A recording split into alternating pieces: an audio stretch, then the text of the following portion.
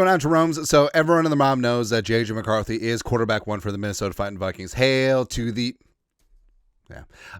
Kevin O'Connell, long time, syncing up, simpatico, head coach, offensive play caller, star quarterback. It's going to be pretty damn good. And, of course, things were cut short last year, but that doesn't mean that he isn't in TCO, working in a lab with a pen and a pad, trying to get this damn label off. And JJ McCarthy, in between namaste, in between mindfulness exercises, he's putting in the work. Not false. Right. And also, this is a look that JJ McCarthy gave his Michigan teammates. Hey, let's go party. Hey, how about we focus on winning a national championship? That's probably it. Also, the mustard shirt of Dwight, sort of maize and blue. Baby, I'm amazed by you. Long story longer, Burt Breer, noted Buckeye, penned a very, very long, a lengthy piece about JJ McCarthy and his chances with the Vikings this year. And also how JJ McCarthy, how the Vikings are betting on him, how JJ's putting in that work. It's actually some good stuff, so bear with us. McCarthy, who was first and foremost demonstrating the talent that O'Connell and GM Kwesi Adofo-Mensah gambled on when they trade up a spot to take him with the 10th pick in the 2024 draft. He improved steadily to coaching points from the spring and continuously applied them, hit goals the coaches set for him for the break between OTAs and camp, gobbled up whatever else they put on his plate. And that's what really stood out too, is that in OTAs and training camp, they weren't babying McCarthy. Like, yeah, he was running primarily with the threes, sometimes the twos at the beginning of training camp, and then eventually exclusively with the twos. But they were giving him the full playbook, right? And it was just the same playbook as Sam Darnold, same playbook as Mullen, same playbook as Jaron Hall, the Mormon missile. And McCarthy, here's how I was stood out too. Like, this is anecdotal. But before practice, you think that a rookie deer in the headlights would just be like, oh my God, what do I do? Palms are sweaty, mom spaghetti, all that stuff.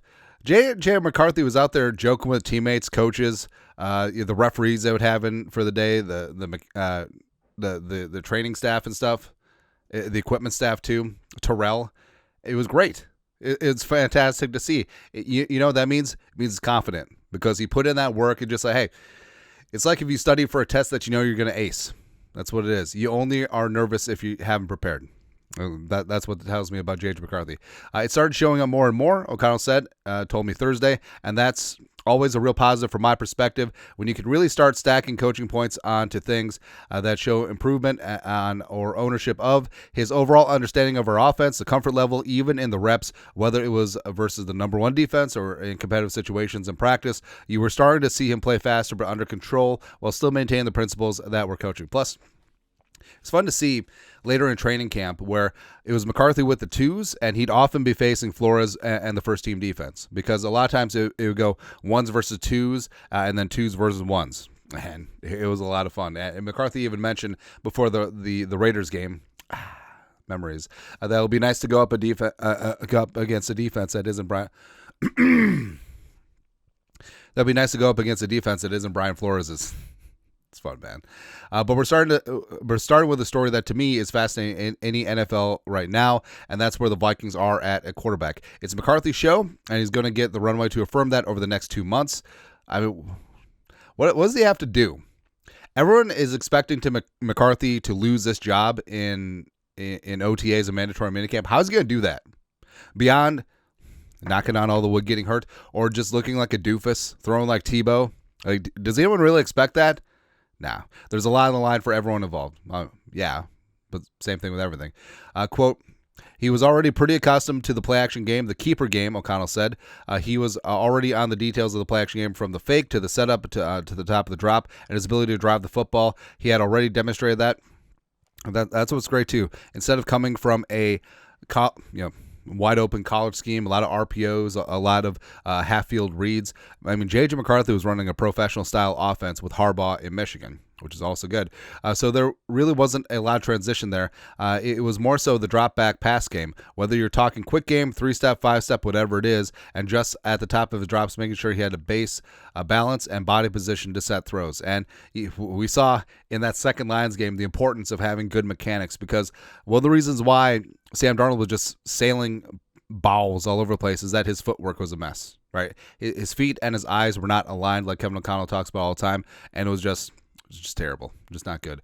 Quote, and then how How could he read with his feet? I just said that. And progress fundamentally and with the speed of the play, and trying to learn how to tie all those things together and start playing fast. I want to go fast, but playing calm and decisively. Lastly, now, a week out from the official start of the offseason program, O'Connell couldn't be more excited about what this looks like with the opportunity the Vikings are affording McCarthy. His team, his show, let's go. Quote, it's the pairing of the individual work he's doing with the teaching, learning phase of our whole team during this time of year, O'Connell said, and then seeing what projection we're feeling and what kind of offense we can be while still being cognizant and aware of where he's at in his developmental timeline, and then we go from there. O'Connell also mentioned that McCarthy's basically in TCO every single day, lifting, working out, watching film, and as well as out there on the practice field. So I honestly think that so lots of people in the NFL work hard.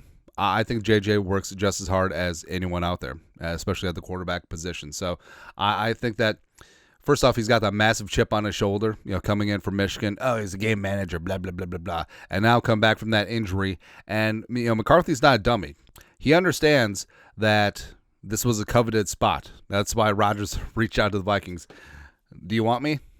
No? All right. Click. Hello? I'd like to order some cave crack. Yeah. But McCarthy, the moment's not too big. I mean, small things like, hey, regularly played in front of 100,000 fans at the Big House, and played in big-time bowl games, won national title. Like, these things matter, and these things aren't going to phase him. Plus, he had a full season in the offense last year. That's going to matter. He's going to be able to hit the ground running. So I'm super fired up about what this is going to look like, and I'm glad that McCarthy, you're not going to have to put in a clause in his next contract that he can't play video games for so many hours. That's for sure. Actually, it might have to be a clause where you have to kick him out of the facility. Otherwise, his home life might suffer. Like that fiance might become ex-fiance if he spends all the time at TCO. I don't know. Who knows, man? Anyways, your thoughts are thoughts. JJ McCarthy doing work. It's his show. Let's go. Your thoughts are thoughts. Comment section. You guys are the best. You know what to do. Skol. Production value.